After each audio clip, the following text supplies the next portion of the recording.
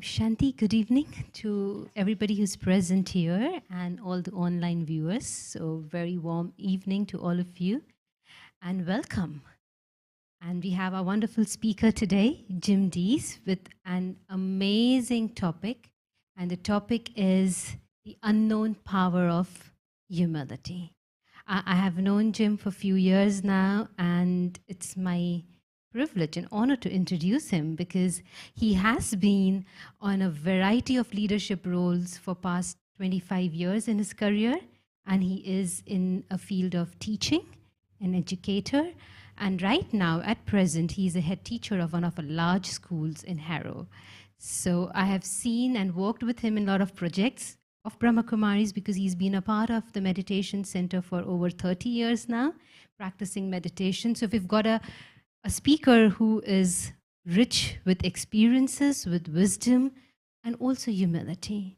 And we thought it would be best for him to come and speak and share about humility through his personal experiences and share with us the magic that he has understood in his journey with the power of humility. So over to you, Jim. Welcome and thank you. Thank you, Lily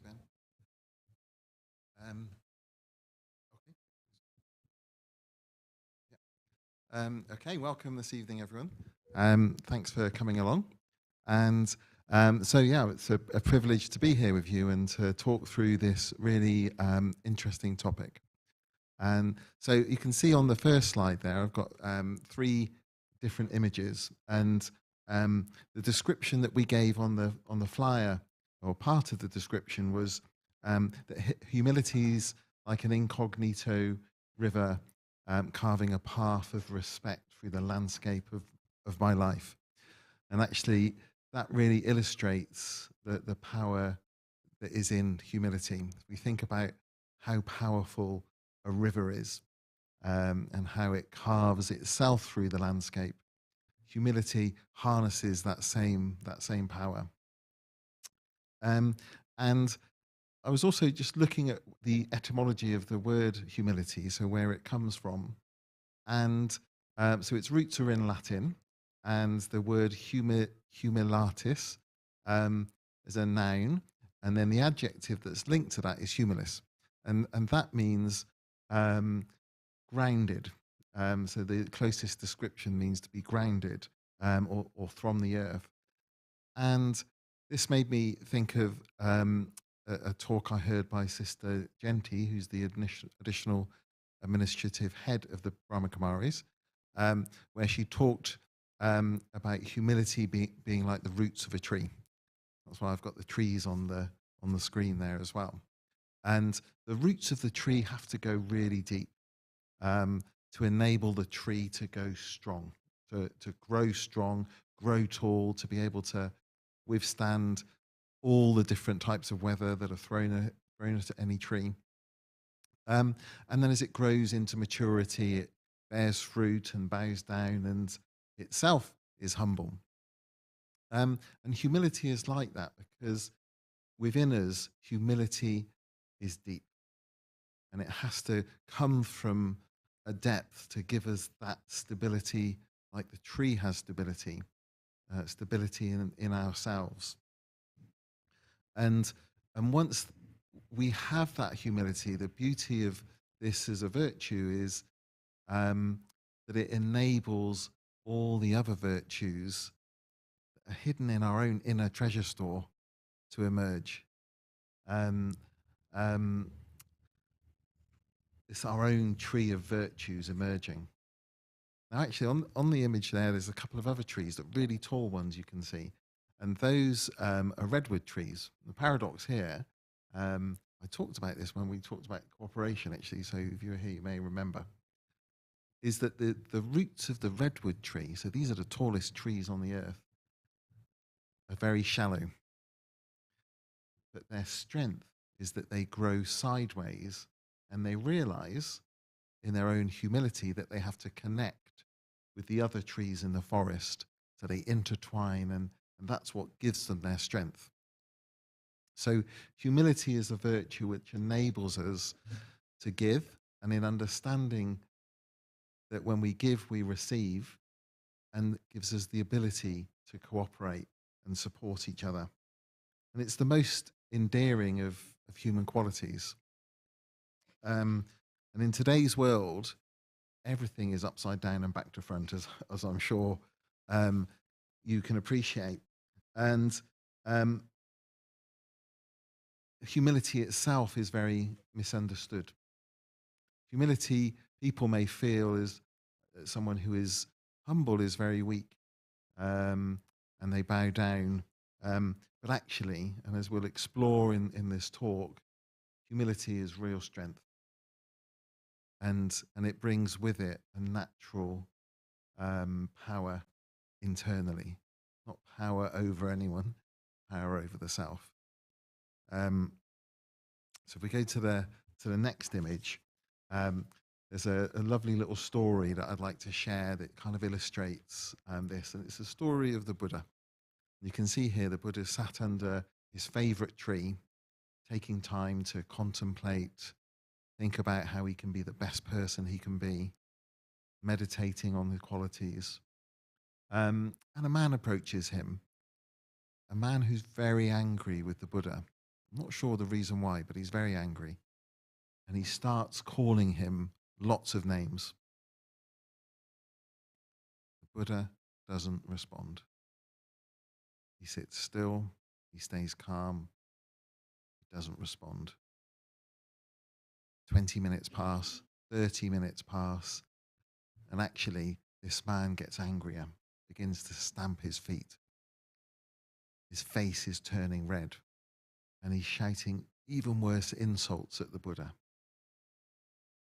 The Buddha stays motionless, expressionless, and calm and composed, and doesn't respond. An hour passes. Now there's steam coming out of this man's ears. He's so angry. He's sending the most horrific insults to the Buddha. He stays calm.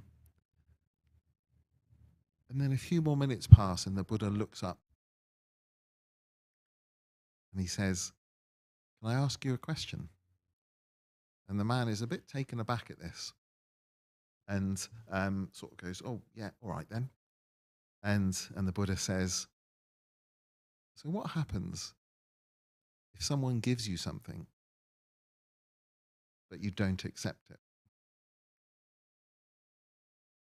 And at that moment, the man realized he was giving all of this negativity to the Buddha, but the Buddha wasn't accepting it. So he was having to take it back. But actually, the ability to not accept insults is the real strength here. And that comes from the humility and the self-respect that the Buddha has. And humility and self-respect are like long companions, trusted companions throughout their whole existence. So where humility goes, self-respect is always there. And actually, you can't reach a point where you won't accept insults or nasty words until you're in that place of true self-respect and humility. So when I'm humble, I don't accept. When I'm on the seat of self-respect. And this image actually comes from a description from Brother Charlie, who was um, in one of the Australian Brahmakumaris centres. And he talks about the impressions that are left on us depending on the state of ego or humility that we're in. So the first image you can see is a stone. We imagine a glacier carrying lots of rocks, traveling slowly over time across the rock beneath it. And as it's doing that, it's scratching the rock beneath. And the scratches that are left in the stone are indelible. So they're permanent. And that's like us when we're in our ego state. When someone insults us, if we're in that state of ego, then we accept it, we take it on, and then we hold on to it. And we keep bringing it back up and up again, weeks, months, years later. So, like the stone. Um, and actually, if we've worked on ourselves and reached a point where we're moving away from our ego, but maybe there's still some ego there, then maybe we're like water. When we put our hands into the water parts temporarily. When we take our hand back out, then it goes back to its starting point again. So there's an impression for a short amount of time, but we get back to our true self quickly. But our aspiration is to reach a point of true self-respect and humility where we're like light. And when we're like light, then nothing can influence me. I'm free, and the light stays in its own strength and power. And in this way, humility is like an unknown power. And with humility comes a sense of contentment. And when we're truly content, based on this foundation of humility, then actually we're free from blame and accusation. We think about, I'm sure you've heard the analogy when we're blaming someone else for the bad things that may be happening to us. We're pointing one finger at that person, but three fingers are pointing back at us. And so it's about learning to take responsibility for our own feelings. And the more humble I am, the more my heart is filled with love. And actually, also, we win the trust of others much more easily. And when we're in this position of lacking blame, not needing to accuse or criticize, all our energy goes into supporting and helping someone find solutions or move forward. And I'm sure you've all got lots of different roles that you play in your lives. And actually, um, I think about the role of a teacher that I play, or the role of a brother, or the role of a husband, or the role of a friend. And when I get into that role, and identify too much with that role, then I'm stuck in a state of ego and take myself away from my true self, the soul. And our life is this journey moving away from a sense of body consciousness and role consciousness into a sense of soul consciousness. And as I said earlier, humility is really misunderstood. Um, and people often associate humility with someone who's being subservient or bowing down. But as we'll explore in a few moments, that's false humility. That's not really humility. True humility is gentle and loving, but it's filled with power and strength. It's rooted in self-respect. Someone who's humble will stand up for themselves in their own power, but still have that sense of softness and sweetness and gentleness. And as we go on this journey, it's a journey of learning to dismantle this ego, learning to lose and to die from our worries, our fear, our arrogance, our taking sorrow, this addiction to all of these things that we're so drawn to, but actually don't fulfill us. So the more I let go and connect with my true self, then I'm giving birth to the unknown power of humility that's within me and all the other treasures that come along with that. And we talked about false humility, but actually the two sides of humility can be seen as shadows that follow us around. So that sense of inferiority or superiority, they're both forms of ego. And both of them take us away from being in our true self-respect. And when we view through either of those spectacles, everything's distorted. So I'm viewing through the eyes of um, feeling that I'm better than others. The way I see the world is not true. It's distorted through that lens. And in the same way, if I'm viewing it through being inferior, others are always better than me. Again, that view is distorted. I might feel inadequate, unworthy, hopeless, but I've come away from my self-respect. And the journey of meditation helps us strengthen our understanding of who we are, and through that, the strength that we get from our self-respect.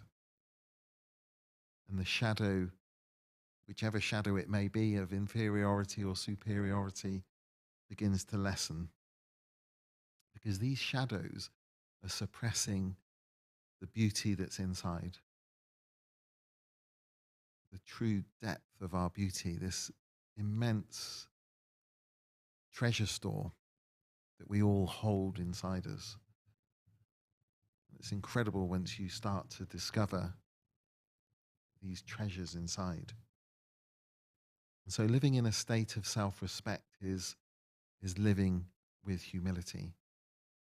And I mean our true understanding of the self, our true self-respect, and going on this path back to rediscovering who we are eternally.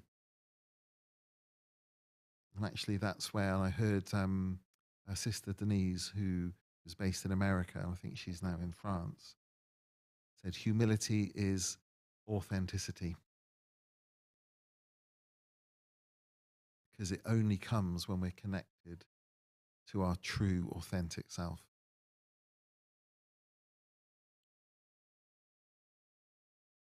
So this is something we talk about at school, actually, this particular triangle, when we're trying to problem solve or find solutions over challenges we may be experiencing as teacher colleagues in the school.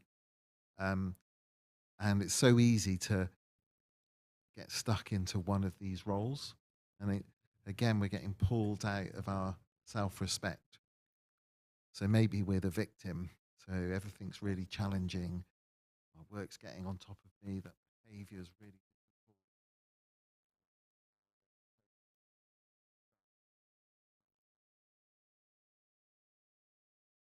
And often,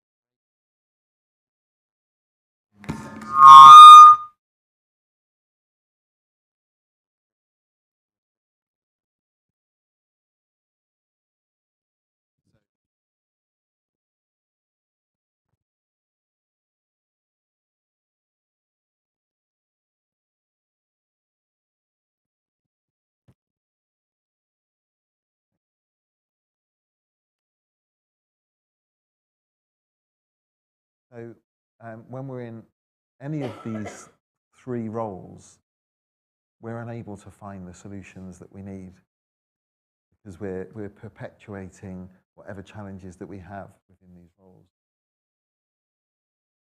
And so we have to come out of that and into our self-respect, where everything becomes then solution-focused.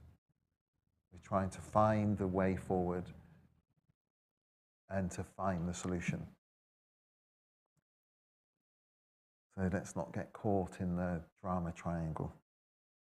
When we're with our true self, we're humble and we're solution-focused. There's a great analogy here we can see on this screen. The image on the top left, your left, is a vulture and a hummingbird. And I love this analogy. So both the vulture and the hummingbird fly over the desert, but they're looking for different things. So the vulture is looking for dead, rotting flesh, whereas the hummingbird is looking for beauty. He's looking for the flowers because he knows that's where the nectar is. So which role do I play?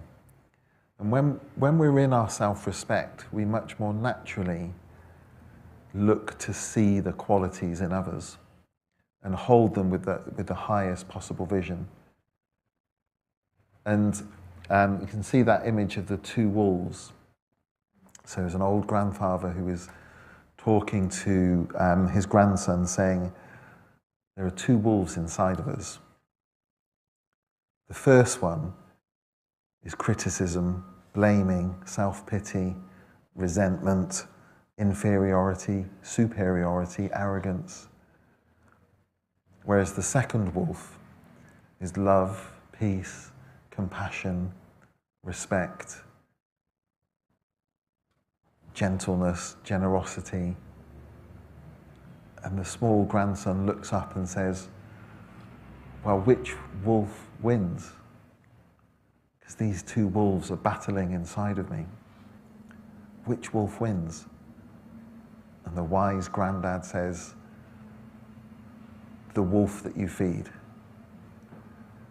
And so, in the same way that the hummingbird is looking for the qualities, if we're looking for the qualities in ourselves, that's what we're strengthening. Because they're there, in every one of us.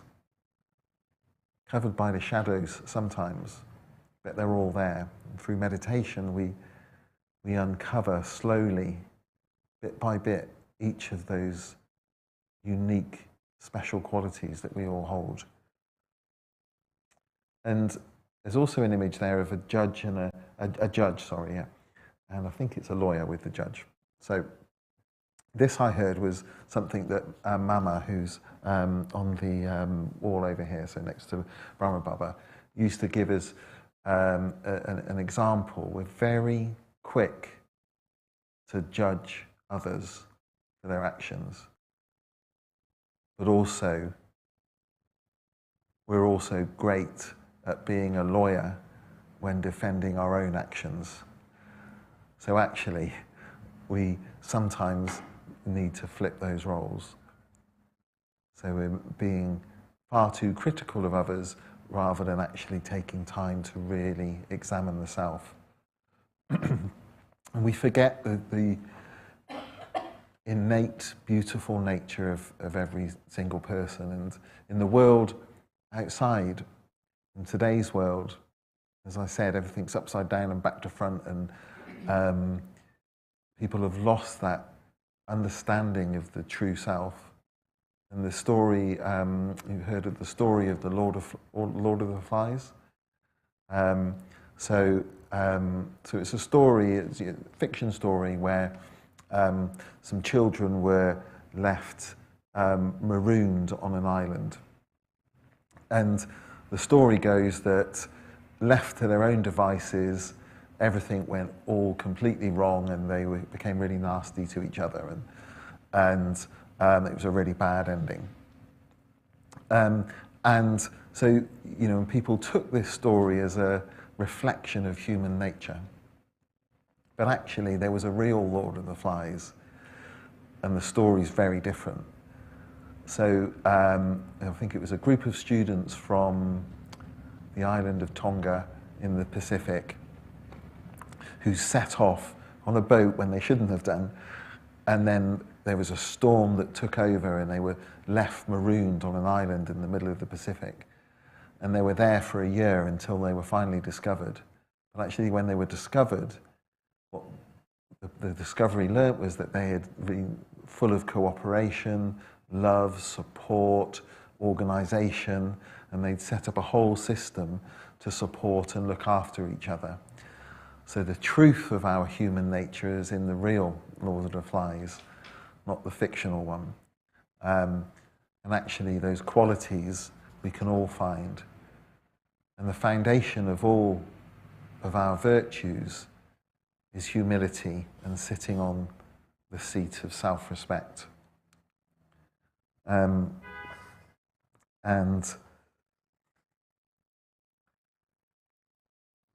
when we see the true beauty in others, then we enable them to bring that out of themselves.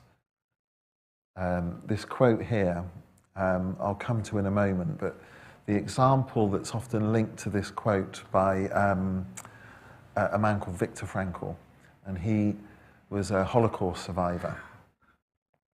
And he talked about how when an aeroplane is coming into land and there's crosswinds blowing across the runway, the pilot will always turn the nose of the aircraft so that they're heading north of the runway. And so by doing that, they actually land on the runway. If they aimed for the runway, then they would miss. And it's the same with how we see others. And when we see others with a true vision of brotherhood, we're all souls. And then we see the true potential, the highest vision of each person, we enable that to come out. And we can do that with the power of our own humility, because we don't need to look at weaknesses or look at anything else. So if we develop this sense of humility through being on our seat of self-respect, then we see others with the highest vision. And we say in teaching, the expectations that the teacher has of the children are the most powerful thing. So we can put in interventions, extra support, but actually if the teacher's not really believing in that child, then the true potential won't emerge. And that illustrates this perfectly. And actually there was a whole series of studies done in education on which type of strategy has the biggest impact on pupils making progress. And so it wasn't interventions or one-to-one tuition or small group work or having smaller class sizes. So none of these things. It was teacher expectations. So the vision that the teacher holds each and every child with. So that's the power. And it's illustrated perfectly by this Goethe quote. So when we treat man as if he is already what he could potentially be, then we bring out the qualities from him. So humility really allows us to see the best in others. And humility in leadership. So I think of Sister Genty, who leads the organisation as an additional administrative head, is a great example. And one of the qualities that I associate with Sister Genty is the ability to listen, but to listen to understand. And there's this lovely phrase which says, listen to understand rather than listen to respond. So quickly we're listening to someone just ready to give a quick response. But actually, we need to really listen to understand. And that again comes from a place of humility, because we don't need to prove anything when we're in that state of self-respect. You see, I keep using these words, self-respect and humility, interchangeably, because they're constant companions. And when we're in that stage, we don't need to prove. And so then when we are coming from a place of total support, so we're listening to understand. And yeah, I'll share this next slide. And go on. I just wanted to say one thing about Sure. Goethe. Yeah. That my favourite one is, that I actually wrote in my play as well, because I love Goethe. He says, correction does much, but encouragement does more. Oh, wow. And isn't that Yeah, that is brilliant. Yeah, I just thought it went along with that. Correction Yeah. does much, but encouragement does more. Isn't that the truth? Yeah, absolutely. And I'm going to use that next week in school. It's a really fab one. Yeah. So, and again, it's linked to humility. Humility is the foundation of all virtues. And when we're not in our state of humility, we can often come from a place of criticism and correcting. So our true nature is to encourage and empower and help develop. Thank you. So this image really kind of shows why we're in the world of nature in particular is in the state that it's in at the moment, with challenges all over the globe, with climate change, the biodiversity crisis. And the root of all of these problems is ego. You see how man places himself at the top of that pyramid in that image on the right. You're right, yeah. No, you're left, sorry. Whereas actually, we're part of an interconnected web of life. And the sooner we realise that as a species, the more our planet will respond in a better way. So this hierarchy is not there, we're interconnected and part of the web of life, but that comes from a collective sense of humility as human beings. And ego also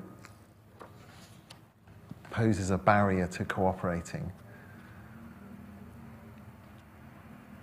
Cooperation is the foundation of success, which is what we talked about in an earlier talk. And to really have true cooperation, we've got to let go of our ideas sometimes, even though we think they might be the best ideas. And true cooperation requires sacrifice, requires compromise and letting go, all things that the ego won't allow us to do.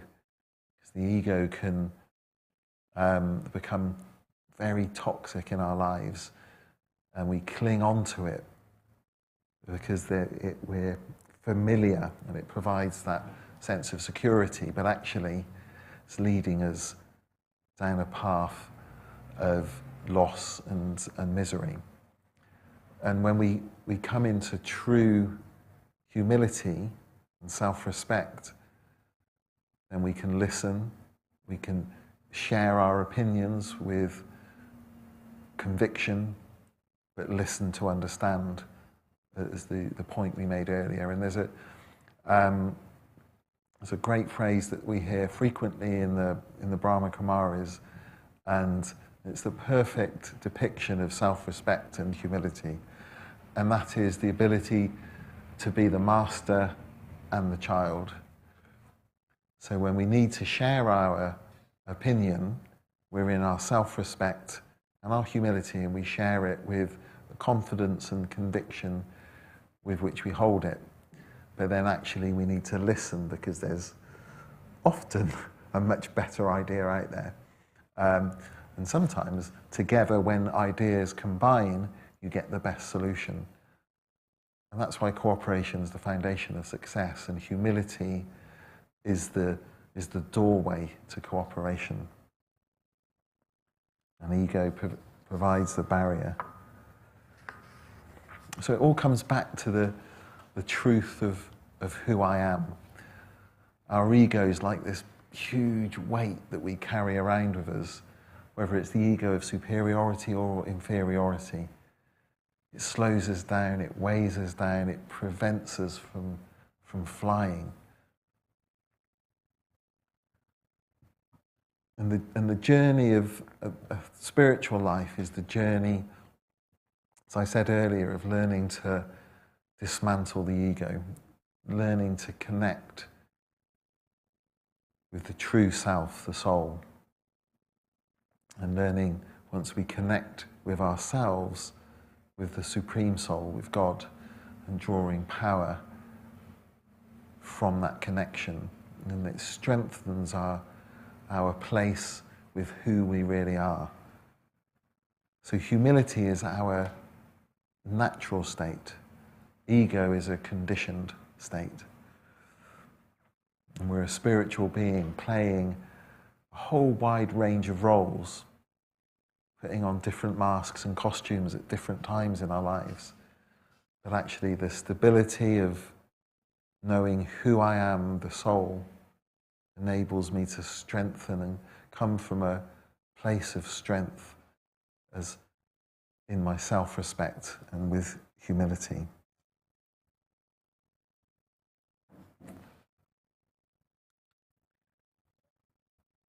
And actually a great way to really inculcate or develop this quality is really developing a sense of gratitude. So thinking on a daily basis all the things that I'm really fortunate to have or to experience in my life, seeing the beauty around me, seeing the beauty in myself, seeing the contribution that others make, hearing the suggestions, holding people in their highest vision, and realizing the important role that everyone plays, however small that role may be. So one of my favorite times in the week at school, so we have this staff appreciation board. And so next to the board, we have a little box, and there's loads of notes, blank notes next to it. And then staff are encouraged to write a note about someone they've appreciated that week, or it might be 3 or 4 people.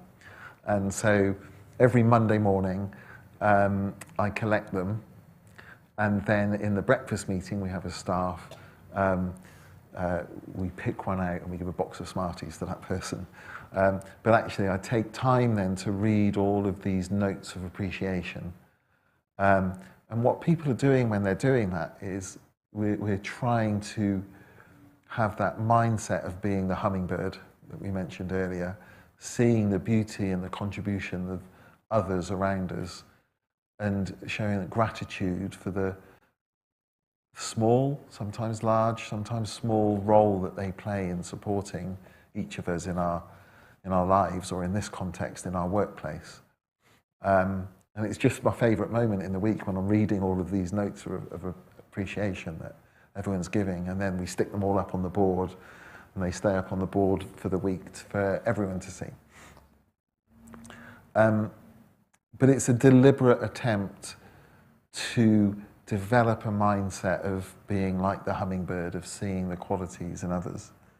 And when we practice that, it becomes our nature. Or we rediscover it as our nature, because it's already there. And we talked about being on the seat of self-respect. So this image is a great image to illustrate this. So placing ourselves as we truly are, the soul, just behind the forehead. We're in this place of recognizing myself as the soul, not the body or the different roles that I may play, but as the eternal, peaceful, loveful soul. And the more we practice it, and we have to keep going back to it again and again, the stronger that sense of self-respect becomes.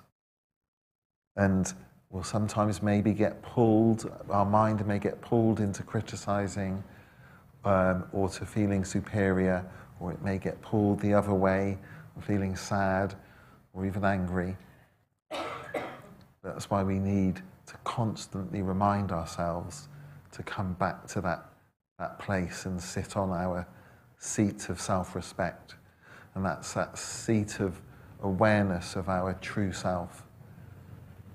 And each time we do it, each time we take ourselves back there, it gets stronger and stronger and stronger. And through that, humility grows. And we can see Confucius said humility is the foundation of all virtues.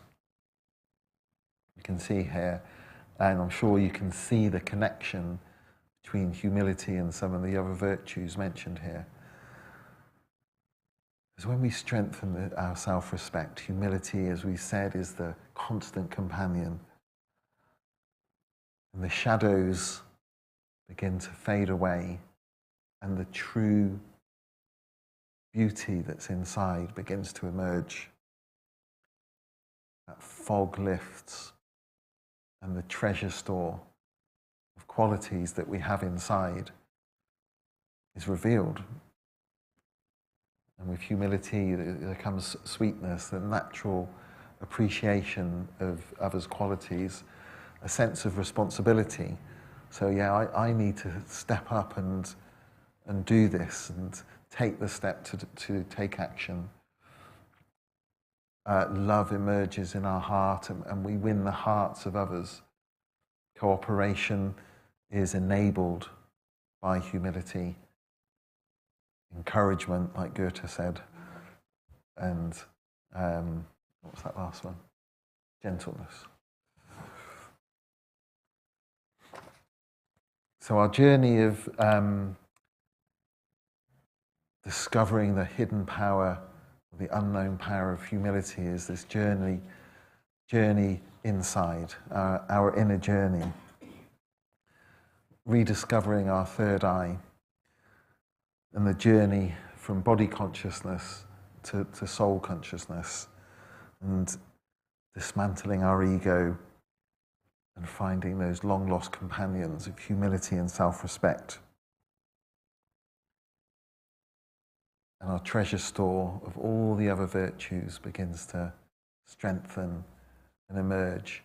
And like the analogy I was using earlier from Sister Genty about the tree. So once the roots, that's the humility, once the roots are strong, providing that stability for the rest of the tree can grow tall and give fruit when it matures. Not only do the roots provide stability by anchoring the tree to the soil, to the earth, they provide the nutrients that are required for the fruit to grow. So in the same way, humility gives us that stability, but it also enables the other virtues, the nutrients, as it were, to emerge. And so all of this is really brought about through connecting deeply to the source, to God, to the Supreme Soul. When we connect to ourselves, our soul, our true nature, we're naturally drawn to the Supreme Soul, who's the embodiment of being egoless. And with that, there's a natural attraction. The heart is drawn, and we plug in and get connected and enable strength to emerge. And the positive energy emanates and the light of humility and self-respect can shine out into the world. And the unknown power emerges within us. So that's my kind of understanding of how to try and develop this quality, which is an ongoing journey for all of us, to try and take ourselves from a state of body consciousness to soul consciousness. I'm not sure if there are any questions at this point.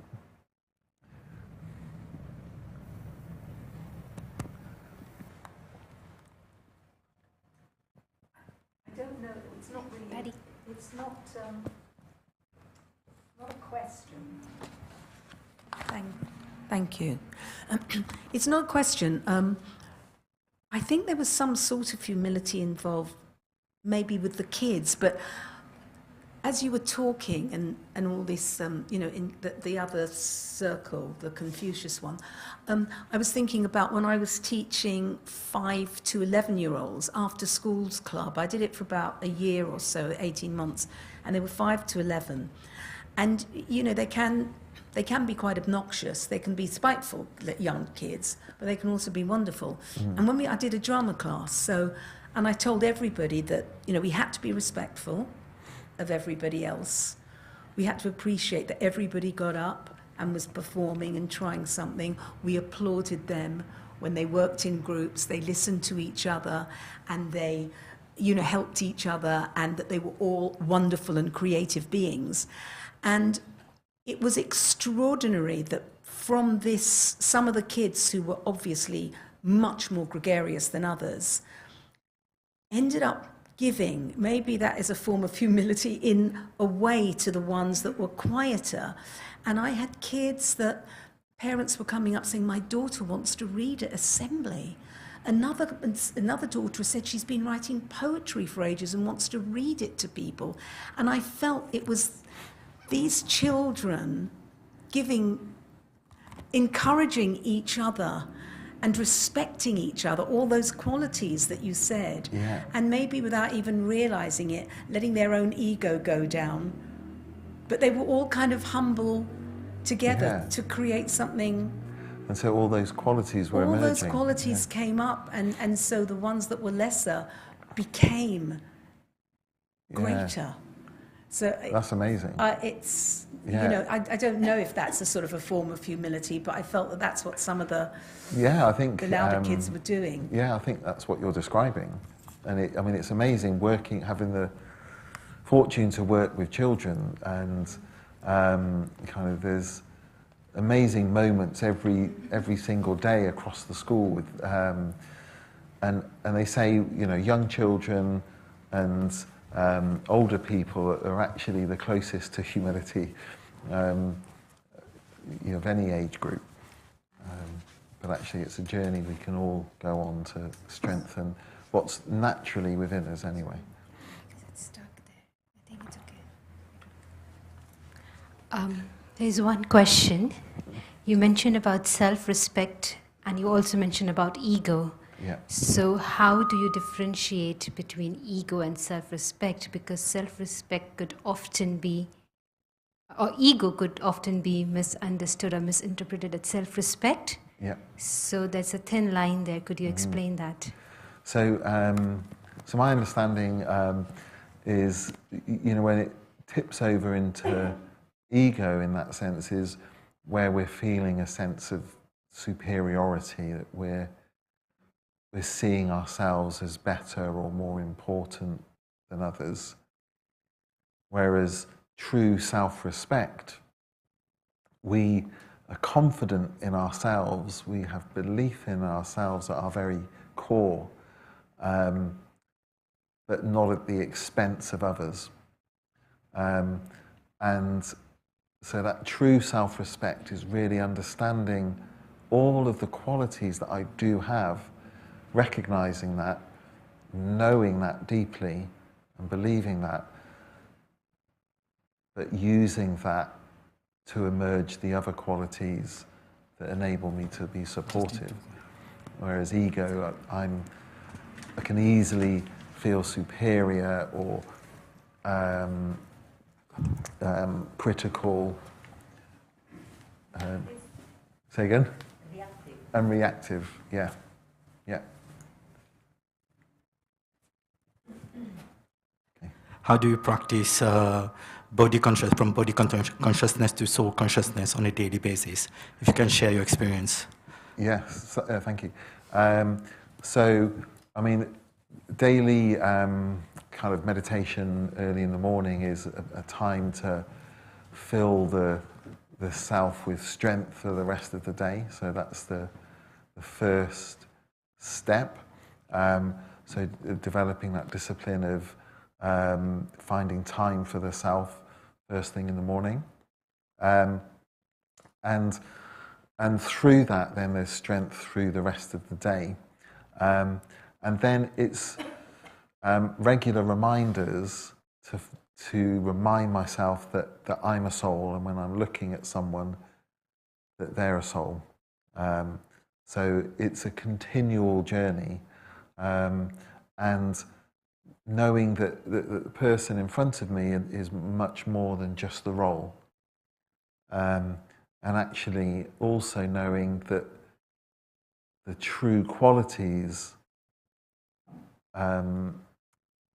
of love and peace and power and strength and beauty and gentleness are all in each and every one. So trying to have that vision of brotherhood and that vision of seeing the person in front of me in their highest possible state. So yeah, I'd say.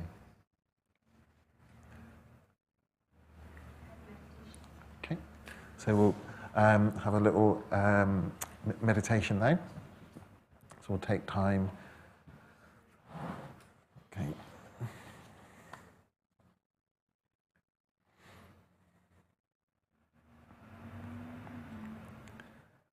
So I'll allow my body to relax.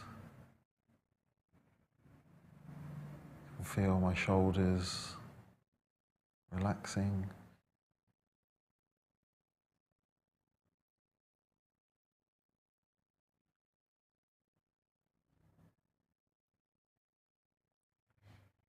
And I just take time to observe my breath as it slows down.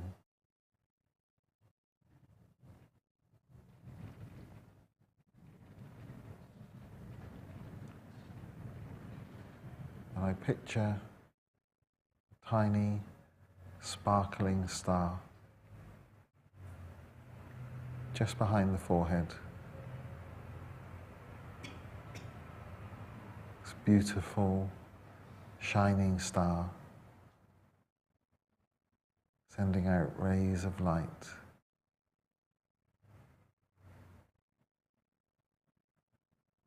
And this is who I am.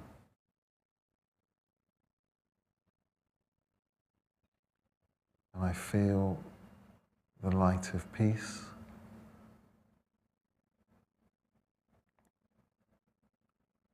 the light of love,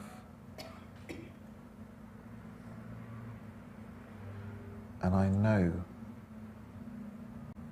my own inner strength.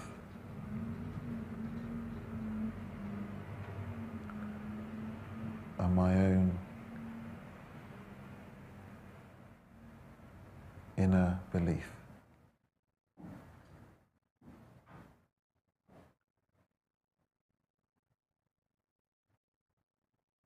And I take my mind up into a world of golden red light.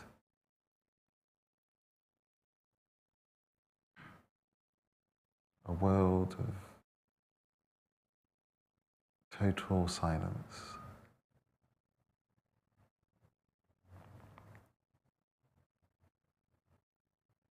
And there's one light,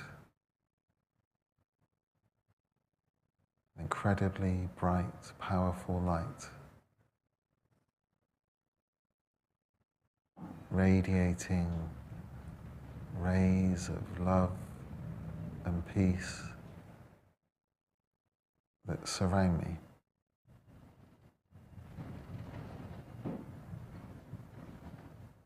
That energize me.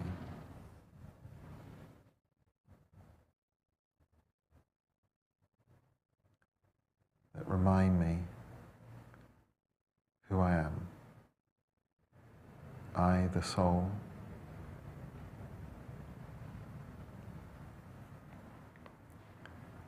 naturally in a state of humility,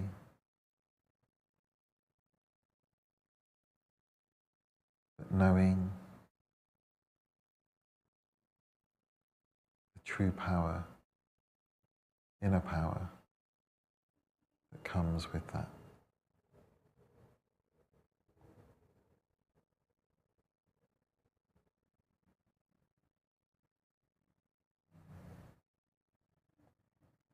I absorb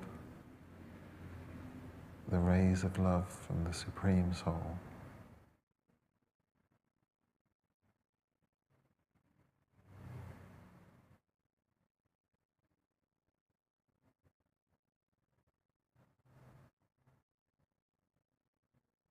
And I'm reminded of the treasure store of virtues inside me.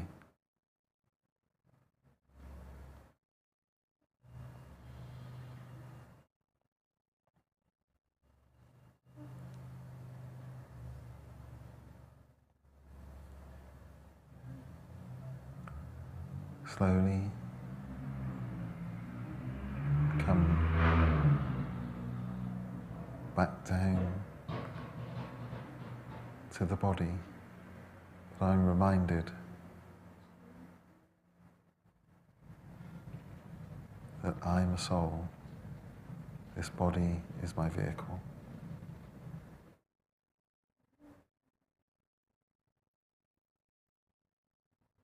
I come back to the awareness of the room.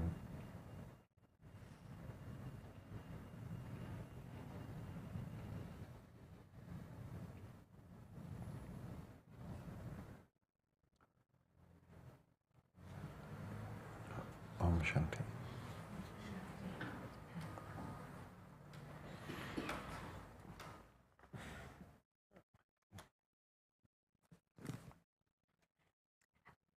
Thank you. A wonderful talk, lots of insight, and I'm sure you've gained a lot today evening. And in the shop, we have this wonderful book called The Pocket Book of Virtues. And there's another book called Inner Beauty, which is sharing all the virtues and the depth of those virtues that we can bring into our real life. So if you would like to have a practical approach towards virtues and in-depth knowledge of it, please, on your way out, to browse. And to all our online viewers who are listening to us and everybody present here, we just want to announce that this Sunday there is a fair on Ealing Road, and we would be participating in it. It's a Diwali fair coming up, so the road would be blocked, and there'll be a lot of stalls and stuff like that, so you can always come and enjoy and spend quality time there. Next Tuesday, same time, same place, we've got another topic which is called the spiritual side of humor, which is, the speaker would be Sharon, a wonderful speaker again who has used humor in her practical life to overcome big challenges. So it would be wonderful to listen her experience of using humor in daily life. So have a wonderful evening. Thank you. Good night. Thank